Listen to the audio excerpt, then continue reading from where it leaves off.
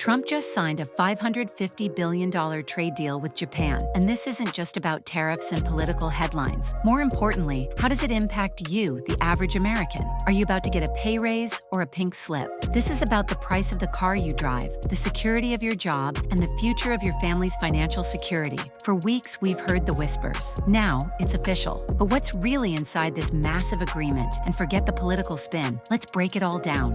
What's actually in the deal? So let's start with the big picture. Two major things are happening here. First, the U.S. is cutting tariffs on Japanese imports. That 25% tax on things like Japanese cars, electronics, and industrial parts, it gets slashed down to 15%. This is a huge win for Japanese exporters and potentially for American consumers. But here's the other side of the coin, and it's a big one. In return, Japan is injecting a staggering $550 billion directly into the U.S. economy. This isn't just a number on a page. Let's follow the money. A huge chunk is going to our most critical industries. We're talking about semiconductors, the tiny chips that power our entire digital world. A portion of this investment is already earmarked for a new $20 billion fabrication plant in Arizona, aimed at bringing chip manufacturing back to American soil. Why Arizona? It's part of a broader strategy. The region already has a growing tech workforce, access to renewable energy, and water infrastructure crucial for chip making. This could turn the Southwest into a new Silicon Valley for microelectronics, reducing our dependence on Taiwan and South Korea. Then there's pharmaceuticals and biotech. The deal funnels billions into joint U.S. Japan research for next-generation medicines in places like North Carolina's Research Triangle. Insiders say the goal is to fast-track breakthroughs in cancer treatment and personalized medicine. This could accelerate FDA approval pipelines and make advanced therapies more affordable. But the most immediate impact will be in agriculture and aviation.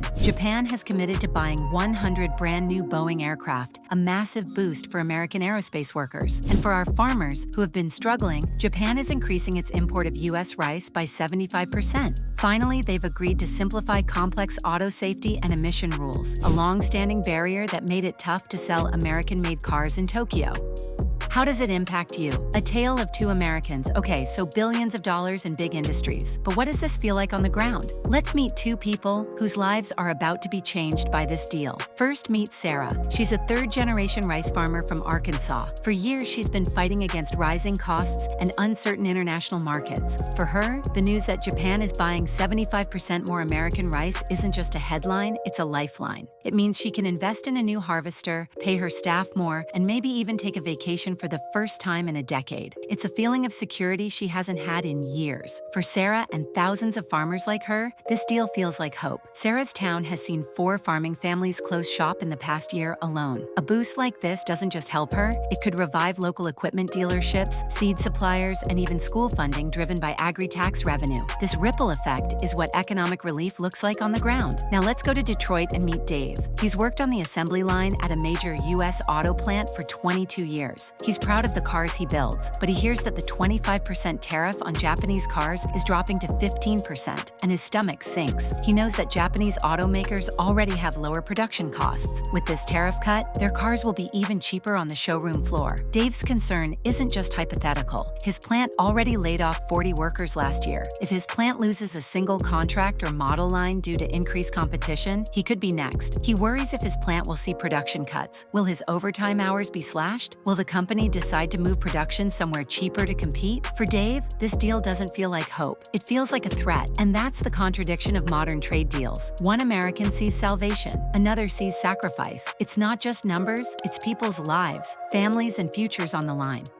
The market's verdict. So we have hope and fear on Main Street. But what about Wall Street? They didn't waste a second. The reaction was immediate and explosive. The S&P 500 surged, hitting a new record high just hours after the announcement. The Dow Jones Industrial Average jumped over 500 points. Investors are clearly betting that this deal is a massive shot in the arm for the U.S. economy. And look at the auto stocks. Shares for Japanese giants like Mazda and Toyota spiked by 13% and 17% respectively on Tokyo's Nikkei index. But here's the twist. Even U.S. companies like Ford and GM saw their stocks get a bump. Why? Because investors are betting that cheaper Japanese parts could lower their production costs and that the overall economic boom will lift all boats. Wall Street's verdict is in. They love this deal. But the question remains, are they seeing the full picture? Because let's be honest, Wall Street doesn't clock in at 6 a.m. It doesn't worry about layoffs or rising grocery bills. The stock market's gains don't always trickle down.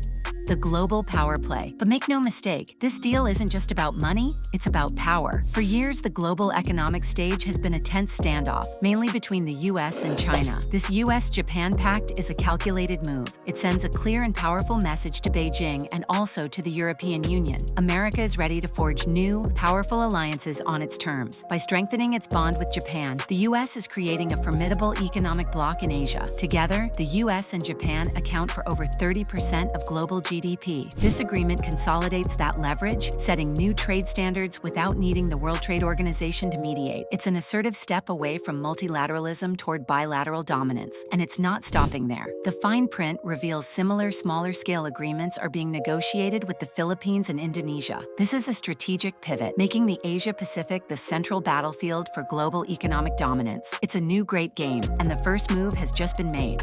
The unseen controversies, but not everyone is applauding. Labor unions are sounding the alarm, loud and clear. They're echoing Dave's fears, warning that lowering tariffs without stronger protections for American workers is a recipe for disaster. The head of the UAW was quoted as saying, "This deal sells out the American auto worker for a quick headline." And it's not just unions. Some lawmakers, both Republican and Democrat, are calling for a congressional review of the deal's terms, especially its enforcement mechanisms. Who's ensuring Japan follows through on promises to import more U.S. goods or co-invest in manufacturing jobs stateside? Deals like this are often celebrated on signing day, but scrutinized in the years that follow. Without real accountability, they risk becoming political trophies instead of lasting solutions. Critics are pointing to history, warning that the promise of foreign investment doesn't always translate to jobs for Americans. They argue that without ironclad commitments to hire locally and pay competitive wages, U.S. manufacturing could be hollowed out. There's also a growing environmental concern. Does jumpstarting all this industry and international shipping align with climate goals? It's the classic brutal debate. Are the potential gains of the $550 billion